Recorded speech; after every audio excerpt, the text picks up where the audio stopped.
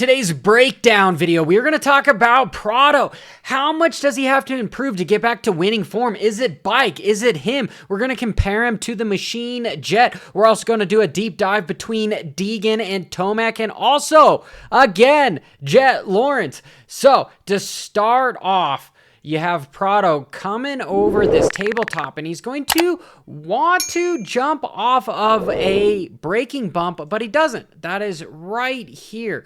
We'll notice in the next clip that Jett does. He doesn't actually leave the ground with both wheels until the very top of the lip. But when he lands, he's showing signs of excellence because he lands. And if you've seen some of my reels and these breakdown videos before, you know I talk a lot about these guys riding with their knees inwards with the toes pointed towards the frame and with them riding on their toes. It's to prevent them from squeezing the motorcycle with their arms. They're squeezing it with their knees. But as he lands, he's going to keep the front end light, wheelie over some of the big bumps, nice little wheel tap, and he's going to do it again. Something that we only see Jett do way out front with just hopping over a lot of the bumps. I believe that Prado was overriding that Kawasaki as we saw him crash twice. But if we then compare him to Jett, we notice how he soaks up this single and he jumps off of the braking bump. You can't see it perfectly, but he is completely off the ground from way down here. He comes hauling ass and soaks it up, and yet he's still jumping over. And as soon as he lands, what does he do from there? Jumps down those braking bumps as opposed to wheeling, and then wheelies over the next one. And if we go into the corner, what we will see him do is jump double into the corner rather than break all the way into the corner. Just one of the things that Jett is doing that the other riders are trying to implement. At the beginning of the course, after the start stretch, he comes around this left-hander, wheelies, and then jumps into the next right-hander on the outside. And if we watch Prado do the same thing, well, he does wheelie and he goes to the inside. But Prado is starting to have that championship riding ability that we know he has.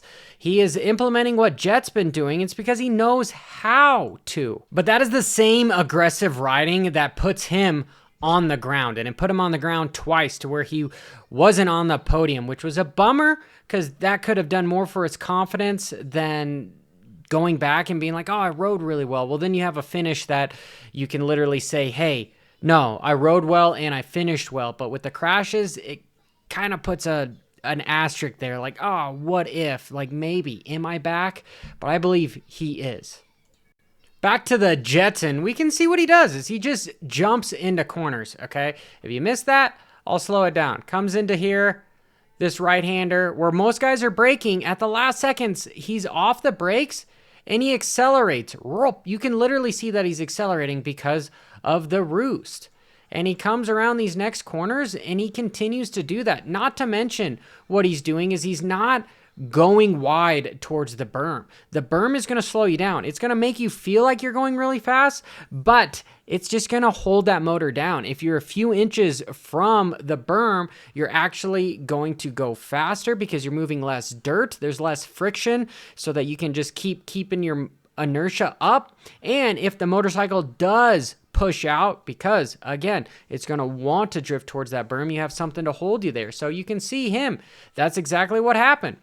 Okay, from there, it's trying to hold him in. Back end slides out. He's got the berm to hold him there. Whew. Perfect example. And then as he's coming into the next corners, right down into this really rough section. And if I'm comparing him from Prado, I love how Prado is pushing the motorcycle down because he's got his heels down here. You know, that's why we're seeing more and more Achilles tendon tears, is because that's just how these guys are going to ride from here going forward. But watch what he does coming in here. Does the same thing as he lands. The motorcycle is a little kicked out. Boom, kicks him back. It's just the motorcycle isn't working as well as Jett. Jett has such a good setup. And they even said it. You had his brother on the podium say that, yeah, the Hondas are really working well. We've got a good setup. And that's really what's inhibiting Prado is it's the motorcycle. It's that setup. The speed-wise on that bike, here's him.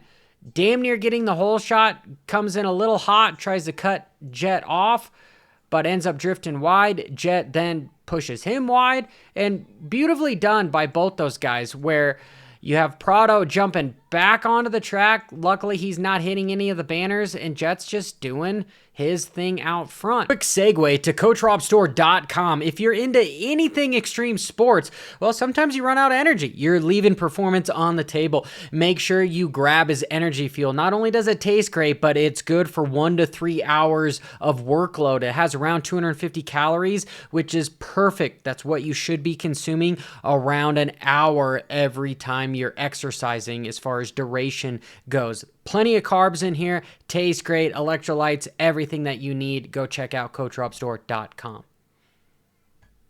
There's lots of talk about beast mode, and it's there. It's there. Do you watch where Jett lands off this gigantic single? Boom. Okay, he's landing here. Prado is going to do the same thing. He's going to land pretty much right next to him, but then this SOB behind him.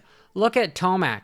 Watch how far down the hill, even pulling a tear off. He is 3 bike lengths further jumping down the hill, landing on some braking bumps. This is just kind of the stuff that happens when you have a caliber rider of Tomac, and that's really what these guys should be looking at, is they each have their own specific riding styles, and Tomac is just somebody that hammers the motorcycle, but I didn't see anyone jump as far as Tomac did.